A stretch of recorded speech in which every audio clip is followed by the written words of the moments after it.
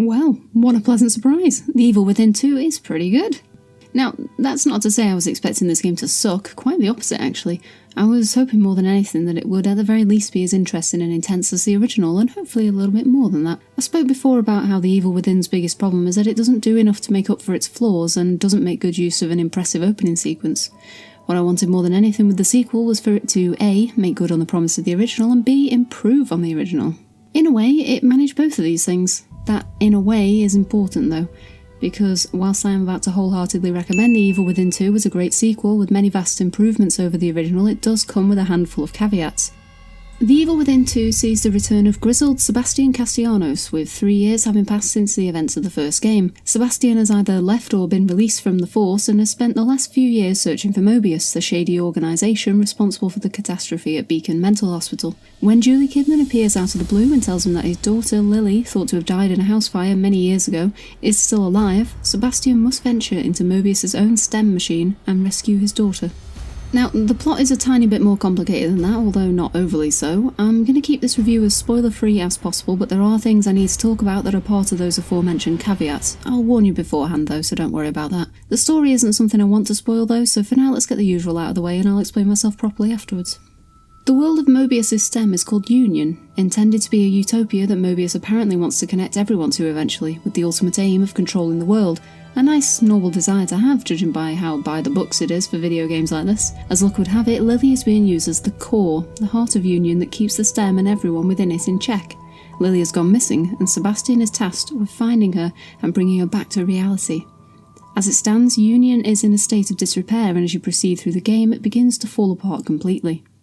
From the off, you'll notice that there are a lot less guts, viscera and gore in this game. The aesthetic reminds me a little bit of Outlast 2, the ordinary made twisted and uncomfortable. And they've done a great job. The game looks and feels great to play, with plenty of attention to detail being given to every area that you visit. Even buildings you can't enter are highly detailed, and great effort has been made to make Union look and feel like it has the potential to be an enjoyable place to live in. But the more unstable it becomes, the more it's transformed and twisted, until by the conclusion of the game it's barely recognisable as an alleged utopia. The game is being touted as open world, but I'm not sure that's entirely accurate. It has 4 major areas, one of which is just a connecting realm between places known as the Marrow. The other 3 are the suburbs that you start off in, the City Hall side of town, which is minuscule and only really has 2 buildings, and the final level where most of the second half of the game takes place. Beyond that, it also has the final area of the game, which feels extremely reminiscent of the Gale Arena in the Dark Souls 3 DLC, the Ring City. I'd say it's less open world and more like interconnected open areas with a decent amount of content to keep you going. Speaking of bosses, actually the boss battles in this game are much better than the original. They're fair to start with. It never feels cheap when you die to them, and it doesn't feel like you're banging your head against a brick wall. Each fight has a neat mechanical theme to it that makes them very enjoyable, and since there aren't many of them, they all have a great weight and tone to them. The arenas themselves are all reasonably distinct from one another as well, each boss arena complete with its own themes and markers.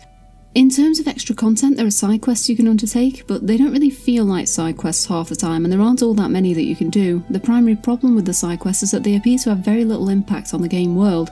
For example, early on in the game you save a civilian and tell her to hide in her house, but then she's never mentioned or even thought of again. A lot of things have no real weight to them, especially side content that isn't related to the main quest. I think the game benefits from its more open design, and the world isn't overpopulated with enemies, and isn't abundant with side quests. There are no fetch quests, everything you do serves at least some semblance of purpose and gets you something that will help you on your way, like new guns or more supplies. It's all very well balanced, and the game in general is much more fair than its previous entry. I just wish the side quests had more of an effect on the game overall. In terms of other improvements upon the first game, there are 2 major aspects of The Evil Within 2 that are incredibly polished. There's a crafting system that is really well made and perfectly balanced, which is available both inside safe houses and whilst on the move. If you're in a safe house, you use fewer supplies and can modify your weapons, but while you're out in the open you can still craft ammo, but it consumes more supplies. Still, supplies are plentiful and you're never really wanting for anything to craft ammo with once you reach about the quarter waypoint of the game. This absolutely solves the problem you faced in the first game of constantly running out of ammo, and is a wonderful addition to the game, making combat feel much more fair and balanced. The enemy design is also a little more varied this time around too. There are ghost schools and goblins galore, enemies with far too many heads, enemies with far too many limbs, and even enemies with far too many of both. Greatly enjoyed the variety of enemy types, and each of them felt fair in their own way, in complete contrast to some of the absurd bullet sponge enemies of the first game. Since bosses are less frequent this time around, it gives the enemies a chance to shine more in the main game. I appreciate as well that the game gave you a chance to face off against new types of enemies in a controlled environment before it unleashed them on the larger world. It was a great touch, so when those enemies invariably appeared in the open world, you weren't taken by surprise by something you'd never had a chance to fight before, and I was glad to see it taken full advantage of. There were elements of other games in here too. There's a chromatic aberration effect that takes place when a particular enemy is nearby that was somewhat reminiscent of Soma, and I swear to God there's this one random piece of music that plays every so often in this particular sequence that sounds just like the original basement music from Resident Evil.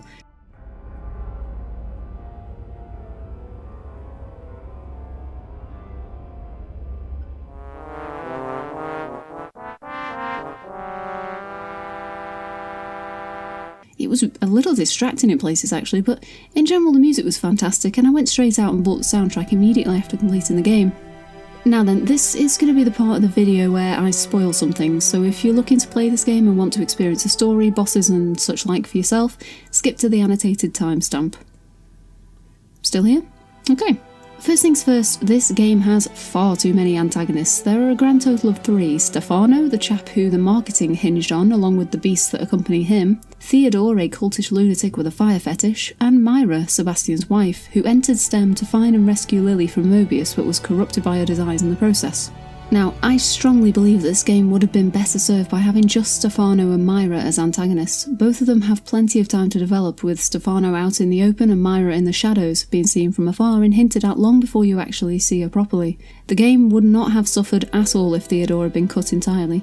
He doesn't have even half as much screen time as Stefano, and as a result all that we know is that he's just kinda evil. Stefano is a much more interesting character and a lot more fleshed out, with a good amount of lore and plenty of time given to embellish his character. We see him so many times before his final confrontation, but only ever in shadow or from the back, so it lends him a great deal of intrigue and tension. He's a well-written and strangely enjoyable villain, and it's a shame he's killed off so early. Theodore is much more forgettable, and that's the biggest disappointment for me character-wise. My second biggest issue is that the game presents a lot of questions for which it has no answers. Late in the game it's indicated that Joseph Oda, Sebastian's partner from the first game, is still alive, but nothing ever comes of it beyond a really brief conversation. Actually, the game has a lot of loose threads. It's good to be vague, but don't set things up that you know the player will want an answer to and then just not answer them. It's frustrating. Finally, on a much more positive note, the game's final 2 chapters are superb. There is some fantastic blending of the STEM system and reality, with some stellar and genuinely tense phasing between realities. The game's final boss fight is sublime, fair, telegraphed, a little slow in places, but a fine end to Sebastian's struggles. You briefly play as Kidman as well, which, whilst short and sweet, is a great addition to the game as it ups the ante and makes you wonder if she's going to survive at all. What I enjoyed the most about the final chapters though were the look and feel of this sprawling final area, which truly feels like the end of the world. It's a beautiful vista and the music was spectacular. The dynamic shift in tone and emotion was massively handled. Now, The Evil Within 2 is not perfect. There doesn't feel like there's enough content for the size of the game. I've seen publications touting this as being 25 hours of content, but my first playthrough was less than half of that, and a good chunk of it was spent thoroughly exploring the entire first area. I had some very bizarre technical issues, although the game ran fine for the majority of its runtime, and the characters needed to be much more fleshed out. It was clear a lot of the focus was on Sebastian and his family, and as a result the other characters felt more like an afterthought than anything. It uses a lot of its environments and side quests as a way to represent aspects of Sebastian's psyche, along with the other characters, and sometimes it works, sometimes it doesn't. It was better handled in the first game, but they did a good job in this one too. In all, I thought this game was far more unsettling than its predecessor, but it still wasn't scary. It wasn't even remotely as frustrating though, so it has that going for it. It's a vast improvement over the original, all in all. Mechanically, I'm struggling to think of anything I didn't like. The story was a bit predictable in places and could have been a bit more focused if they trimmed some of the fat from its antagonists. It gets a little weak towards the ending, but then the final chapters pick the pace right back up. It's a fun, bleak, miserable, endearing romp that doesn't rely on your enjoyment or nostalgia for the first game. An improvement in almost every way imaginable, this feels like the game its predecessor should have been. My biggest caveat would be that this is not a game that is going to scare you, but Sebastian's journey is an enjoyable one and the game brings it to a perfect close. In a way, I can see this game feeling very by the books, run-of-the-mill, neither here nor there for a lot of people. It isn't a bad game, it just doesn't quite do enough to elevate itself into the annals of history, as it were. It's better than the first game, that's true, but it also feels a little more forgettable. I can certainly see people finding this game boring, and I'd completely understand that, but for me it was a pretty good romp.